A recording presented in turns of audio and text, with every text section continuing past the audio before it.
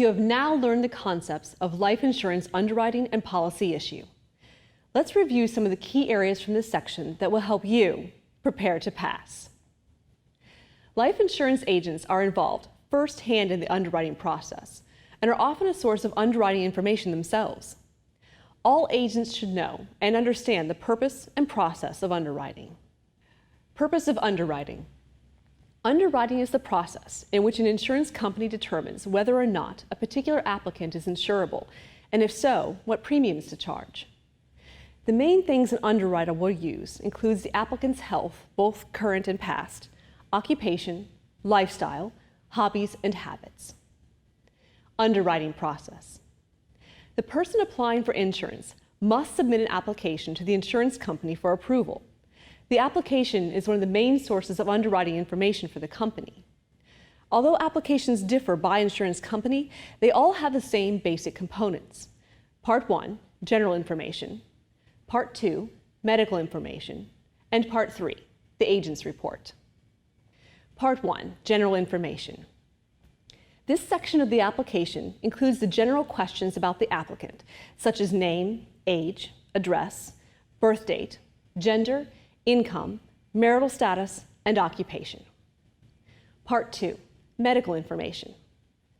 This section of the application includes information on the prospective insured's medical background, present health, recent medical visits, the medical status of living relatives, and the causes of death of relatives.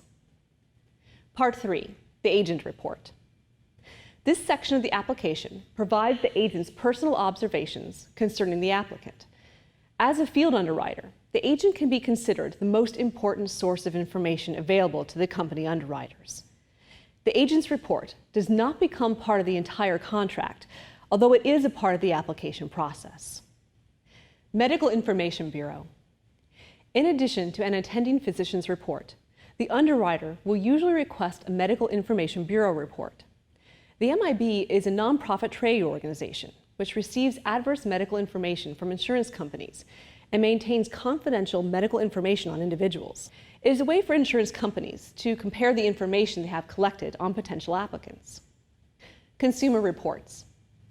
Consumer reports include written and oral information regarding a consumer's credit, character, reputation, or habits collected by a reporting agency from employment records, credit reports, and other public sources.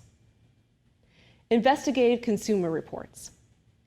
Investigative consumer reports are similar to consumer reports in that they also provide information on the consumer's character, reputation, and habits. The primary difference is that the information is obtained through an investigation and interviews with associates, friends, and neighbors. Fair Credit Reporting Act. Under the Fair Credit Reporting Act, if someone applying for insurance is declined or modified because of information contained either in a consumer or investigative report, the person has the right to know what was in the report and will be provided with the name and address of the reporting agency. Risk classifications. Underwriting will look at the applicant's past medical history, present physical condition, occupation, habits, and morals.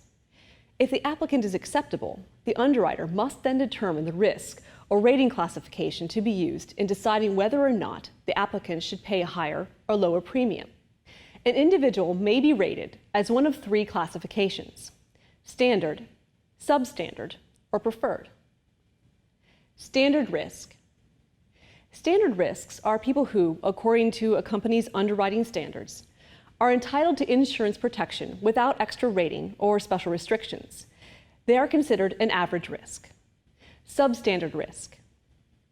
Substandard risk are people who are not acceptable at standard rates because of a physical condition, personal or family history of disease, occupation, or dangerous habits. These policies are also referred to as rated because they could be rated up, resulting in a higher premium. Preferred risks.